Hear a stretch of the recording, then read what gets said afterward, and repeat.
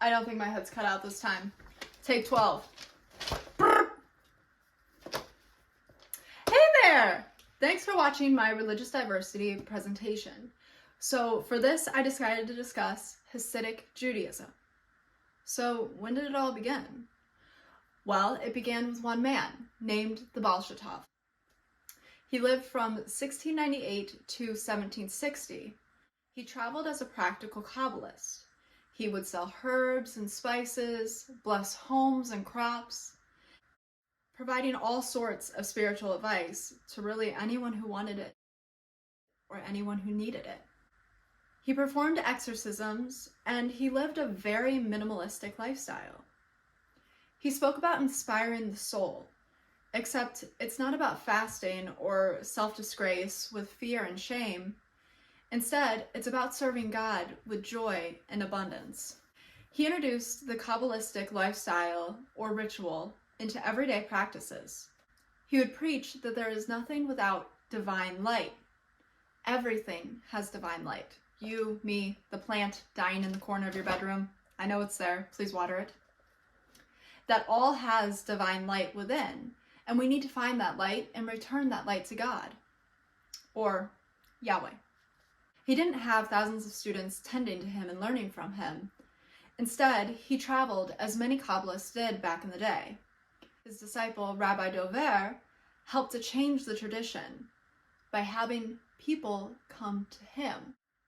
Now, this wasn't really on purpose. It was because he had a very hard time traveling, as his legs didn't function as well as many others do. Rabbi Dover's disciples were the ones who became the leaders of Hasidism. These disciples helped to launch the movement, passing the teachings down from father to son or son-in-law, students, really anyone who would listen. By 1772, there was about 30 to 40 active Hasidic Jews. But by the 1800s, Hasidic thought had captured the area of Poland with their ideas. So how did this happen? Well, it wasn't because everyone was for it. Actually, many rabbis were against it, and they didn't want this split within the traditional Jewish community. They were called Mitnadam.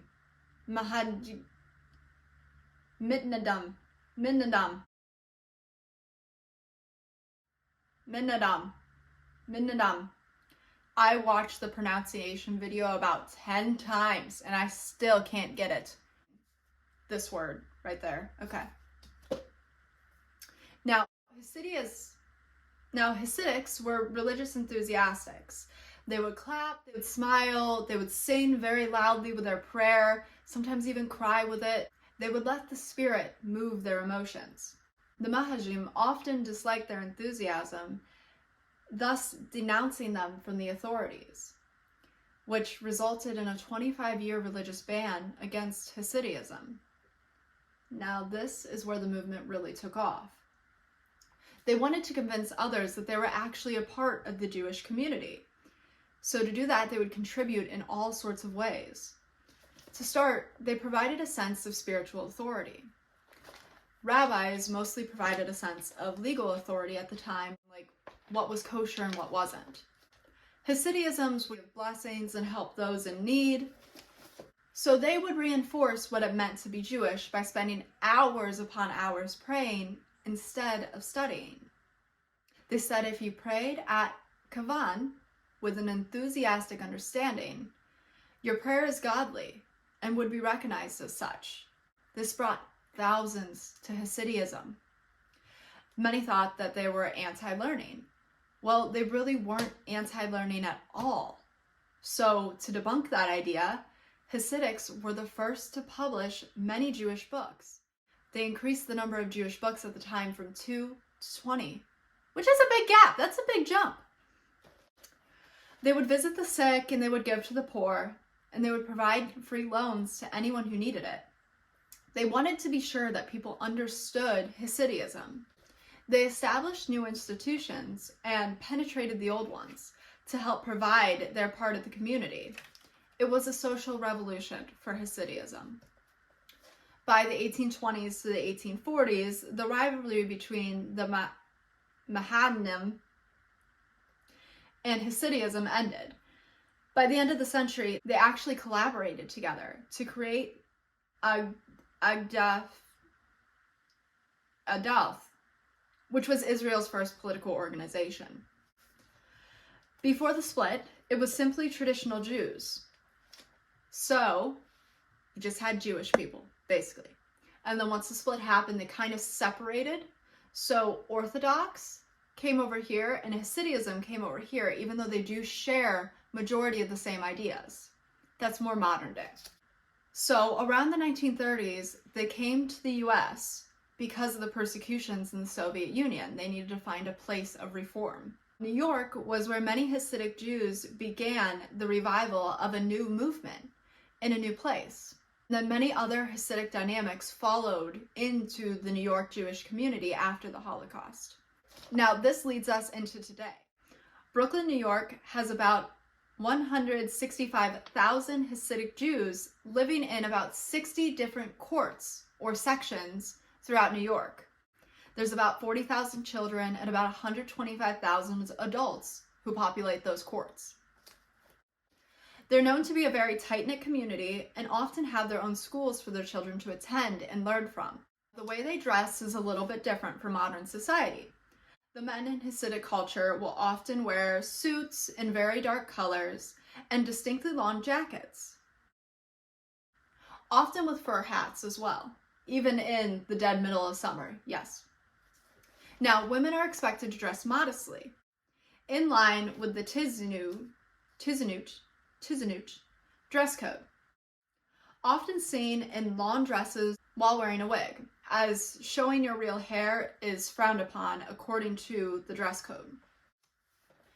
Hasidic men will never touch another woman or hug or even shake hands with another woman, as it would be disrespectful towards his wife, his mother, and his daughter. So they keep the sexes very separate in Hasidism. Majority of the time, Hasidic Jews are born within large families. The average is about 7 children per family. The Torah, which is like their version of the Bible, commands them to be fruitful and multiply, so they take this very literally. Yiddish is the language that's spoken in the majority of the Hasidic Jews' households, but many of them can speak Hebrew as well, as that was the language of the nation that they came from. Gender roles are very prominent in Hasidic Jewish communities. But women are encouraged to get an education, and women are allowed to work outside of the household. They don't have to just be mothers. Women do serve a very important role in traditional Judaism, as it goes by the mother's bloodline. What I mean is, when you're born, if your mother is Jewish, you are inherently Jewish because of her bloodline. They're also very important because in Hasidic Judaism communities, majority of the time, they are the homemakers, so they show their children the teachings and practices of traditional Judaism. Now, Hasidics believe in a traditional relationship between both a man and a woman. Homosexuality can get you exiled in the Hasidic community. And most Hasidic communities are closed to outsiders. Now, I know we've all seen the media lately with Kanye West and all the anti-Semitic things that have been streaming through. This doesn't just go for Hasidic Jewish communities, it goes for all Jewish communities. To be knowledgeable before saying any type of discriminatory things towards people of the Jewish community, as they have already been discriminated against for years. I hope this video gave you a little bit of a better understanding about the Hasidic community, and I would like to thoroughly apologize for my pronunciation, as I have never been good at pronouncing. But I will say, I did watch many pronunciation videos to try and get it right. So my apologies if I did not, and I hope this presentation left you with a little bit more knowledge about Hasidism than what you began with. Thanks so much!